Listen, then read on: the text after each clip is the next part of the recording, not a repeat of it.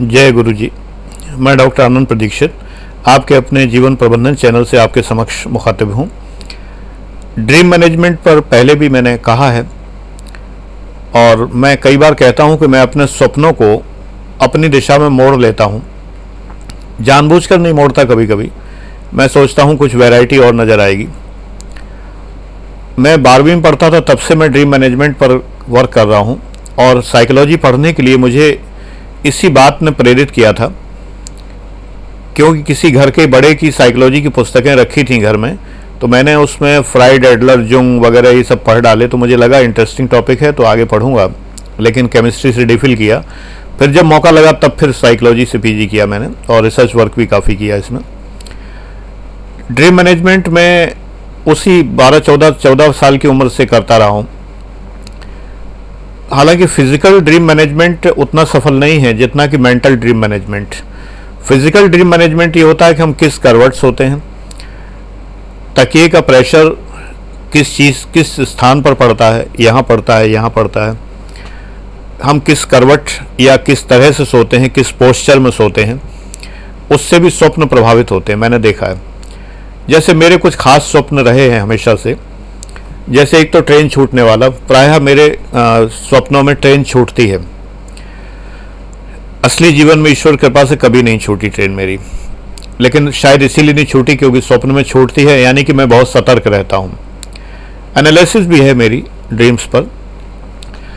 दूसरा, मेरा स्वप्न ज़्यादातर स्वप्न में किसी सिंह को देखना, शेर को, और जो मैं कभी भी नहीं सोच सकता वो स्वप्न में कि सिंह से बाकायदा लड़ाई होती है। मैं चूहे से भी न लड़ने वाला इंसान हूँ। सिंह से लड़ने की बात तो मजाक है, लेकिन स्वप्न में ऐसा होता है। ये बहुत रेयर स्वप्न है मेरा। मैंने कभी ये नहीं सोचा कि जब ये स्वप्न होता है तो इसके बाद मेरे जीवन में क्या घटित होता है। मैं इन बातों में ज़्यादा विश्वास नहीं करता। स्वप्न फलादेश वगैरह मैंने कभी नहीं पढ़ा, ना मैं तुम लोगों को बताने वाला हूँ। ड्रीम मैनेजमेंट के तौर पर मैं एक बात जानता हूँ, जब मैं जैसा संगीत सुनता हूँ ड्रीम्स वैसे आते हैं। दोपहर में मैं अक्सर इस चेंबर में जब मैं सोता हूँ, पीछे बेड दिख रहा है, मेरे सामने टीवी है, मॉनिटर है काफ़ी बड़ा, तो इस पर जब मैं जनरली मैं सोता हूँ तो सीरियल कोई चला लेता हूँ। इस कमरे में टीवी नहीं रखता मैं, लेकिन ज़्यादातर कुछ सीरियल्स जो यूट्यूब पर रहते हैं वो मैं चला लेता हूँ। बड़े मज़ेदार सपने आते हैं क्योंकि उसके डायलॉग मुझे ठीक से सुनाई, या मैं कोई मूवी अपनी पसंद की चला लेता हूँ। अच्छे अच्छे ड्रीम्स आते रहते हैं, कभी कोई प्रॉब्लम नहीं लगती मुझे। ड्रीम्स पे किसी का वश नहीं होता। नो डाउट हम चाहें कि एग्जैक्ट ये ड्रीम आ जाए तो वो नहीं आएगा, लेकिन मैं एक बात जानता हूँ कि मैं भगवान के दर्शन जब चाहूँ ड्रीम में तब कर सकता हूँ। अब कोई कहे कि आप ये ना कहिए नहीं तो भगवान दर्शन देना बंद कर देंगे। ऐसा मेरे गुरुजी ने एक बार कहा था कि आप अपने अनुभव जो हैं, ध्यान के अनुभव ना बताएं, किसी को शेयर ना करें। मैंने कोई बात नहीं, बच्चे तो मेरा परिवार हैं, अगर भगवान को सही लगेगा तो दर्शन जरूर देते रहेंगे, और अगर नहीं सही लगेगा तो नहीं देंगे। मैं हमेशा क्षीर सागर जैसा देखता हूँ, और भगवान बद्रीनाथ का मंदिर देखता हूँ। मैं 11-12 बार गया हूँ वहाँ, और मैं देखता हूँ कि पूरे मंदिर के चारों ओर दुग्ध धवल जल, पानी महासागर जैसा फैला हुआ है, और फेनिल है, फेन उठ रहा है, और वो दुग्ध है, दूध है, और मैं वहाँ पहुँच नहीं पा रहा हूँ भगवान तक। फिर मैं एक पीछे का रास्ता अपनाता हूँ। एक होटल है जो कि 2 मंजिला है, एक मंजिल उसकी नीचे की तरफ है, नीचे वाली सड़क पर है जैसा पहाड़ों में होता है, और दूसरी मंजिल ऊपर की सड़क पर खुलती है। मैं उसमें से होके उस मंदिर तक पहुँचता हूँ। पुजारी मुझे प्रसाद देते हैं, और वो प्रसाद कुंडी में भरा हुआ है, और कभी कभी यही स्वप्न बदल जाता है कि वो बद्रीनाथ जी का मंदिर ना होकर वो शिव जी का मंदिर हो जाता है। शिवलिंग मुझे दिखाई देता है। जब मैं पीछे से पहुंचता हूं मंदिर में, गर्भगृह में, तो वो शिव जी का मंदिर दिखता है, और कभी कभी वो भगवान बद्रीनाथ का मंदिर दिखता है। प्रसाद पूरा जो है, चरणामृत जो होता है, जो दूध, मखाने, दही वगैरह मिला के बनाया जाता है, वो पूरा कुंडियों में भरा हुआ है, उसमें से मुझे निकाल के वो देते हैं। ये स्वप्न मुझे बार बार आता है, जैसे ट्रेन छूटने का स्वप्न बार बार आता है। ज़्यादातर ये स्वप्न जब मैं रात को सोते समय, मैं म्यूज़िक सुन के सोता हूँ, म्यूज़िक सुनते हुए सोता हूँ, तो जब मैं भगवान श्रीमन नारायण का जब भी कभी मैं लगाता हूँ, जैसे श्रीमन नारायण नारायण हरि हरि या महामंत्र वगैरह जो भी कहते हैं वो सब लगाता हूँ, या बद्री जहाँ बद्री नारायण रहते हैं उस भूमि को वैकुंठ कहते हैं, ऐसे मेरे पास फोल्डर हैं। तो वो फोल्डर जब मैं चलाता हूँ तो ज़्यादातर मुझे ये स्वप्न मिल जाता है। या रमेश भाई ओझा का जो शिवमाला के नाम से एक एल्बम है, उसमें अद्भुत आवाज़ है, अद्भुत ध्वनि है, इतनी पवित्र ध्वनि है उनकी कि जब मैं सुनता हूँ शिवमाला के जितने भी शिव तांडव स्तोत्र, शिव पंचाक्षर स्तोत्र और शिव जी की आरती सब कुछ है उसके अंदर, तब अक्सर मुझे भगवान शिव के मंदिर में पहुँचने का सौभाग्य मिलता है। इसका मतलब मैं सोते में थोड़ा जागृत रहता हूँ, और वो जो ये बेटा डिपेंड करता है हर एक के अपने अपने निद्रा के स्तर पर। मैं अलर्ट सोने वाला हूँ, एक खटके से जागता हूँ, ज़रा सी आवाज़ से जागने वाला इंसान हूँ। इसलिए क्या है कि जो लोग बहुत घनघोर सोते हैं उन पर शायद इन बातों का कोई असर ना पड़े, वो तो वही देखेंगे जो वो देख रहे हैं। जब बाहर की आवाज़ें, बाहर का संगीत जब हमारे मन के अंतर्ध्वनि से मिल जाता है, मॉड्यूलेशन हो जाता है, तो वो हमारे स्वप्न को प्रभावित कर देता है। ये मेरी मान्यता है और मैंने अपने एक रिसर्च पेपर में इसको ऊपर विस्तार से लिखा भी है, पब्लिश रिसर्च पेपर है किसी ज़माने का।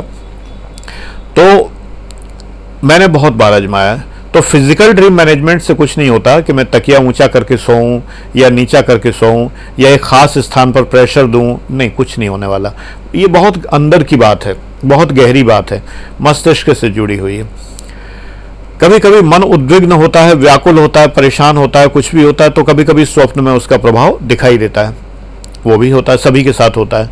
लेकिन आप संगीत के द्वारा ड्रीम मैनेजमेंट करना सीखिए। किसी बच्चे ने लिखा कि, पहले भी लिखा है कई बच्चों ने, कि वो मुझसे स्वप्न में मिले। चूंकि मैंने तुम्हें कभी देखा नहीं है तो स्वप्न में मिलना नहीं होता। जब तक हम किसी को देखेंगे नहीं तो उसकी इमेज नहीं बनती। मैं तुम्हें एक और बात बताऊं, सुन के तुम्हें ताज्जुब लगेगा, कोई ढोंग नहीं है और कोई इसमें बड़ाई नहीं है, लेकिन जो लड़कों को स्वप्न आते हैं वो लड़कपन में मैंने कभी नहीं देखे। तुम समझ गए होगे, लड़कों को जो लड़कियों के स्वप्न आते हैं और कभी कभी वो स्वप्न में स्खलित भी हो जाते हैं, ऐसा कभी मेरे साथ नहीं हुआ। मैंने स्वप्न में ऐसा किसी को देखा ही नहीं। दूसरे शब्दों में सीधे कहें तो मैंने स्वप्न में कभी सेक्स नहीं किया, ना कभी स्वप्न में सेक्सी चीज़ें देखी, कभी भी नहीं देखी। शायद मुझे लगता है घर का वातावरण बड़ा काउंट करता है। एक बहुत ही स्पिरिचुअल एटमॉस्फेयर घर में मिलता रहा। प्रातःकाल से पिताजी राम रक्षा स्तोत्र, शिव तांडव स्तोत्र, रामायण, गीता पढ़ा करते थे, तो मैं 4 बजे सुबह उठ के पढ़ाई करता था। रात को 10 बजे सोता था, टीवी तो होते नहीं थे उस ज़माने में। रात को 10 बजे सो गए, सुबह 4 बजे पिताजी चाय बना के देते थे। ये हमेशा से रूटीन रहा मेरा, 6th क्लास ऑनवर्ड्स बराबर। विवाह होने पे थोड़ा रूटीन बदला, पिताजी का जिम्मा पत्नी ने संभाला चाय बनाने का, थोड़ा बहुत रूटीन चेंज हुआ, लेकिन ऑलमोस्ट यही बना रहा। तो सुबह जब 4 बजे मैं पढ़ रहा होता था, 3 मंजिल मकान है घर पे भरथना में, तो उनकी आवाज़ बुलंद है थी, मुझे तो है ही लगती है हमेशा। वो लगता नहीं कि इस संसार में नहीं है, हमेशा लगता है कि उनके जो श्लोक हैं वो कान में गूंज रहे हैं। तो नीचे जब वो पढ़ा करते थे आंगन में बैठ के, तो ऊपर मेरा कमरा था सबसे ऊपर की मंजिल में, उस कमरे तक वो ध्वनि सुनाई देती थी, ना कोई माइक ना स्पीकर, और वो हल्की हल्की, ऊपर जब दरवाज़ा बंद करते थे तो हल्की हल्की हो जाती थोड़ी आवाज़। इतना बढ़िया एम्बियंस होता था, सुबह का वातावरण, चिड़ियों की आवाज़ें। सुमित्रा नंदन पंत ने लिखा है, बोल रही चिड़ियाँ टीवीटी टुट टुट, तो चिड़ियों की चहचहाट, ट्विटरिंग। इस बीच में पिताजी का राम रक्षा स्तोत्र या मंत्र जो वो पढ़ रहे हैं, प्रायः वो बालकांड अक्सर शुरू करते थे, तो मुझे यूं ही याद हो गया था। उस माहौल में पढ़ते पढ़ते फिर थोड़ा समय आता था 7 बजे का, तो नित्य कर्म से निवृत्त हुआ, नाश्ता किया, फिर पढ़ना शुरू किया। फिर स्कूल का टाइम हो गया, 8 बजे स्कूल जाना होता था, क्योंकि दूर था स्कूल, बस से जाना होता था, और बसों की रफ्तार उस ज़माने में बहुत कम होती थी 1 घंटा बस लेती थी, 9:30 तक स्कूल पहुंचना होता था, कॉलेज, ये सब चलता था। तो एक माहौल ऐसा घर में। अब मैंने एक वीडियो में तुम्हें बताया था कि मैंने अपनी टेबल पर मैडोना के चित्र भी रखे थे, ये बात तो बहुत बाद की हो गई, जब मैं डिग्री कॉलेज में पढ़ाता था या एमएससी में पढ़ता था वगैरह वगैरह की बातें हैं, तब भी मुझे कभी वेट ड्रीम्स नहीं आए। मैंने इन चीज़ों को ऊपर ऊपर से लिया हमेशा। तो बेटे अगर तुम भी इन्हें ऊपर ऊपर से लेते हो तो ड्रीम्स मैनेज कर सकते हो। मैंने ऊपर से लिया। जब मेरी टेबल पर मैडोना के 4 चित्र रखे थे जो जिनको कि बिल्कुल आम राय में सेक्सी कहा जा सकता है, जालीदार ब्लैक ड्रेस पहने हुए उसके चित्र थे और इनको बिल्कुल कहा जा सकता है कि these were quite sexy. But उनको देख के मैं बिल्कुल, मुझे ऐसा नहीं होता, मैं हर समय उसको लॉन्गिंग फॉर दैट, ऐसा कुछ नहीं था। I was fully satisfied with my married life and I was happy with that, so that I never had any one in my dreams, never, कभी भी। तो क्या है कि ड्रीम्स में वो पक्ष मेरे लिए अनुपस्थित है कि ज़्यादातर ड्रीम्स में जो सेक्स वाली बात आती है वो मेरे लिए अनुपस्थित है। मैंने ड्रीम्स में कभी, मेरे ड्रीम्स में भयानक शेर तो दिखाई दे सकता है लेकिन कोई बहुत खूबसूरत या बहुत सेक्सी लड़की नहीं दिखाई दे सकती कभी, इसका मुझे पूरा भरोसा है। ना कभी दिखाई दी, ना कभी दिखाई दे सकती है। लोग मिल सकते हैं, लोग मिलते हैं, मुझे कभी ऐसे लोग भी नहीं मिले कि जो मुझे मिलने की बड़ी भारी इच्छा रही हो मैं उनसे मिला हूं। मेरी किसी से मिलने की इच्छा ही नहीं रही, बड़ा इंट्रोवर्ट आदमी हूं, किसी से मिलने की ही इच्छा नहीं रही। मुझे बड़ी प्रसन्नता हो रही है कि मैंने क्लासरूम में पढ़ाना बंद कर दिया, आई एम वेरी हैप्पी। मैंने क्वेरी अटेंड करना बंद कर दिया, आई एम वेरी हैप्पी। कि मुझे जो थोड़ा समय कुछ लोग आते थे मिलने के लिए, कभी कुछ बात है क्वेरी टाइम में, अब मैं व्हाट्सएप के जरिए वो काम कर लेता हूं। I am very happy. विचित्र इंसान हूं, लोगों से ज़्यादा मिलना जुलना मुझे बहुत पसंद नहीं है। एकांत पसंद है, अपना पसंद है, सब कुछ। मुझे कोई भी चीज़ छोड़ने में रत्ती भर तकलीफ नहीं होती, नाम मात्र को कठिनाई नहीं होती, परेशानी नहीं होती व्यक्तिगत संपर्कों को छोड़ने में। सरकारी नौकरी छोड़ दी, क्लास पढ़ाना छोड़ दिया, कोई तकलीफ नहीं, कोई परेशानी नहीं। तो स्वप्न में भी यही झलकता है। मैंने स्वप्नों में बहुत अजीब अजीब स्वप्न देखे हैं और इनका मैनेजमेंट कैसे किया है। जैसे मैंने एक बार पूरी दुर्गा सप्तशती को साक्षात रूप में देखा, जैसे कि माँ साक्षात हों, इस रूप में देखा। और दुर्गा सप्तशती के श्लोकों में जो कवच और कीलक है, उस कवच कीलक में जो बातें बताई जाती हैं, उन बातों को साक्षात चलते फिरते नाट्य रूपांतर के तौर पे मुझे नजर आया एक बार केवल लाइफ में, आज तक और कभी नहीं। उसके बाद कोई ऐसी घटना लाइफ में हुई मुझे याद नहीं। मैंने आशु जी महाराज को स्वप्न में 3 बार देखा। मैं उनके आश्रम जब गया मैं उनसे बहुत प्रभावित हुआ। उन्होंने मुझसे बात की, मुझे इसका बहुत गर्व है कि उन्होंने मुझसे बात की और मैं उनके उस स्थान तक पहुंचा चरण स्पर्श करने के जहां कोई अलाउड नहीं होता था नॉर्मली। आज तो वो समाधिस्थ हैं, लेकिन वो स्वप्न मेरे लिए बड़ा अच्छा था। उन्होंने मुझे कांटेदार खेतों में एक कांटेदार तार लगा हुआ है, बाड़ लगी हुई है, उसमें से बाहर निकाला, बाहर निकाल के किसी और जगह ले गए। ये बात शायद मैंने शेयर की है पहले कभी। और हाथी पे आए, हाथी पे सवार आए, पूरा काफिला उनका साथ में, यानी बहुत से साधु संत उनके साथ में। आज तक संत मैंने केवल स्वप्न में उन्हीं को देखा और मैंने किसी को नहीं देखा। परमहंस योगानंद जी को तब मैं जानता नहीं था, मैंने उनकी पुस्तक नहीं पढ़ी थी, लेकिन वो कभी स्वप्न में नहीं आए। ड्रीम मैनेजमेंट के लिए मैंने सोचा कई बार कि योगी कथामृत फिर पढ़ा, सोचा कि परमहंस योगानंद जी स्वप्न में आए, लेकिन नहीं आए। उनकी कृपा अभी नहीं हुई मुझ पर, वो स्वप्न में नहीं आए। जनरली जब हम किसी को बहुत शिद्दत से चाहते हैं, डायलॉग है ना, तो सारी कायनात उससे मिलाने में लग जाती है। स्वप्न पर भी यही लागू होता है, हम स्वप्न में ही मिल लेते हैं। लेकिन जरा ऊंचा स्तर रखो अपना। अब अगर लेवल हम दुनियादारी का रखेंगे तो स्वप्न भी बेटा वैसे ही आएंगे। अब कुड़ी मुझे सपने में मिलती है, अगर ये सोचोगे तो कुड़ी ही मिलेगी, फिर और कोई नहीं मिलेगा। ये तो तुम्हारा चॉइस है, तुम्हारी चॉइस है कि तुम स्वप्न में किससे मिलते हो। ये तो दुनियादारी है। लड़के को लड़की मिलना और लड़की को लड़का मिलना कोई बहुत बड़ी बात नहीं है आज के समय में। यूं ही मिलते हैं, गली गली मिलते हैं, क्या फर्क पड़ रहा है। But a girl of your choice और a boy of your choice, ये संसार में मिले तब तो काम का है, स्वप्न में मिला तो किसी काम का नहीं। हाँ, एक लड़की मुझे स्वप्न में मिलती रही है बराबर, और वो मेरी काल्पनिक बेटी थी काव्या। उम्र उसकी 8 साल है। मुझे वो 8 वर्ष की बालिका नजर आती है। जब मैं खुद भी 15-16 साल का था तब भी वो 8 साल की नजर आती थी, और वो मेरी बेटी होती थी। मैं सोचता था कि मेरी बेटी होगी तो मैं उसका नाम काव्या रखूंगा, बट ईश्वर ने बेटी नहीं दी तो किसका रखता नाम। भतीजी हुई तो नेचुरली अब उसका नाम रखने की जिम्मा तो मैंने छोटे भाई को ही दिया। हालांकि नाम उसका घर का मैंने ही रखा, घर में बुलाने का। जन्म मेरे ही घर हुआ तो घर में बुलाने का नाम मैंने ही रखा। अपनी पोती का नाम भी मैंने रखा, बट काव्या नहीं रखा। मैं काव्या को ड्रीम में रखना चाहता था। She should be in my dreams. एक ब्लैक फ्रॉक पोल्का डॉट वाली पहने हुए एक उछलती कूदती सी बच्ची, इमेजिनेशन को मैंने गूगल से निकाल लिया और एक रेड फ्रॉक में वैसी बच्ची मुझे मिली, गूगल पर फोटो मिली मुझे, तो मैं काव्या के तौर पर उसको प्रतिष्ठित कर लेता था। आज मेरी एक स्टूडेंट है जिसको मैं काव्या कहता हूं, और वो कमोबेश मुझे वैसी ही बच्ची लगती है। नो डाउट वो बड़ी है, लेकिन 8 साल से ज़्यादा की नहीं है। मुझे अभी भी वो 8 साल जैसी लगती है।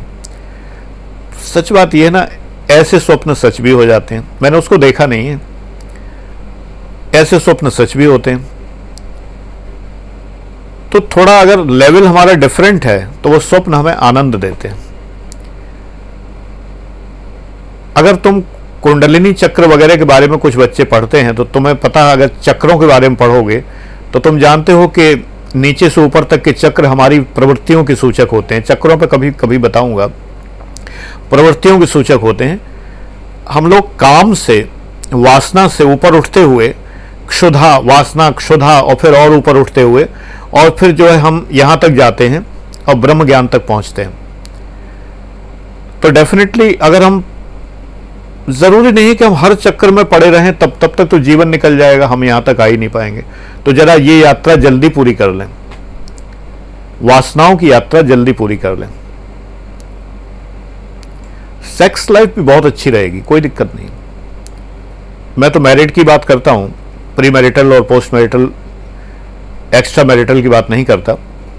विवाहित जीवन की बात करता हूं। बहुत सफल और सब कुछ रहेगा अगर उसको हम दिल पे ना चढ़ाएं, बहुत ज्यादा उसको वैल्यू ना दें। सेक्स को आनंद के तौर पे इस्तेमाल करें। पानी पीने से अच्छा लगता है, कोल्ड ड्रिंक पीने से अच्छा लगता है, कुछ खाने से अच्छा लगता है, तो वैसे ही सेक्स भी है। ये दिमाग पर ना चढ़ा रहा है हर समय, तो आपके स्वप्न अच्छे आएंगे। ड्रीम मैनेजमेंट का सबसे बड़ा रहस्य है, सेक्स को दिमाग पर मत चढ़ने दीजिए। ये विकृत रूप में भी सामने आता है। आपके स्वप्न में अगर सेक्स नहीं है तो आप सही दिशा में जा रहे हैं, लेकिन आपके स्वप्न में जब सेक्स है तो कभी कभी आप बड़े प्रसन्न सो के उठ सकते हैं कि आपको स्वप्न में वो मिल गई जो कभी जीवन में मिल नहीं सकती। कुछ लोगों को कैटरीना कैफ मिल गई, कुछ लोगों को पता नहीं कौन मिल गई। मुझसे शेयर किया लोगों ने कि वो स्वप्न में कैटरीना कैफ को भी उन्होंने उस रूप में देखा, या और ऐसे हीरोइनों का नाम लिया लोगों ने।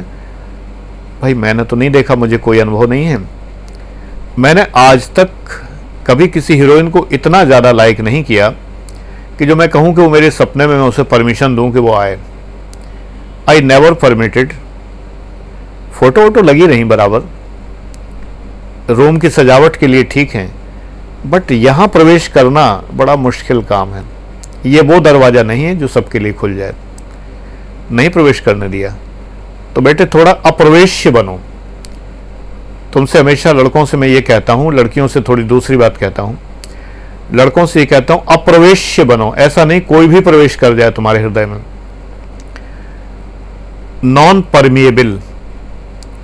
लड़कियों से मैं ये कहता हूं कि जब परमिशन मांगे कोई, नॉक नॉक करे दरवाजे पर, तुम्हारे दिल के दरवाजे पर, तो जरा सोच समझ के अनुमति दो, सोच समझ के परमिशन दो। बातें दोनों एक ही हैं, कहने का तरीका अलग अलग। क्योंकि लड़कियों के दिल के दरवाजे पर नॉक नॉक करने वाले लड़के बहुत होते हैं, और लड़के यूं ही किसी के भी दिल में प्रवेश करने के लिए चल देते हैं। इसलिए मैंने अलग अलग ढंग से कहा। स्वप्न तुम्हारे मैनेज हो जाएंगे और बड़ा अच्छा सा जीवन बीतने वाला है, बहुत ही बेहतर। तो अपना परीक्षण तुम खुद ही कर सकते हो। जिन लोगों को वेट ड्रीम्स ज़्यादा आते हों, जो सेक्सी ड्रीम्स आते हों, स्खलित हो जाते हों, कुछ भी होता है, तो ये थोड़ा उनका एक्सेसिव ये है चिंतन है सेक्स के प्रति। अच्छे हॉबीज़ में मन लगाओ, कोई हकीम की दवा नहीं काम करेगी, अच्छे हॉबीज़ में मन लगाओ, ये सब रुक जाएगा, ठीक है। और ये पाप नहीं है, ये तो शरीर की गति है, जो हो गया तो उसको सुधारा जा सकता है। ऐसी बातें अगर होती हैं युवावस्था में तो उनको सुधार सकते हैं आप अच्छी हॉबीज़ से, अच्छे संगीत से। जो म्यूज़िक है ना, ये ग्रेट हीलर है। अच्छे संगीत से, अच्छी बातों से आप सुधार सकते हैं, तो अपनाइए लाइफ में। अच्छा साहित्य पढ़िए, योगी मत हो जाओ, सन्यासी मत हो जाओ, भोगो जीवन को, लेकिन भोग में लिप्त मत हो जाओ। भोगना ठीक है, भोग में लिप्त होना ठीक नहीं है। एक बार मुझे किसी चीज़ की बड़ी ज़बरदस्त चाहत पैदा हुई कि मुझे गैजेट्स का बहुत शौक है, तो मेरी ज़बरदस्त चाहत पैदा हुई कि मैं ये चीज़ लूँ।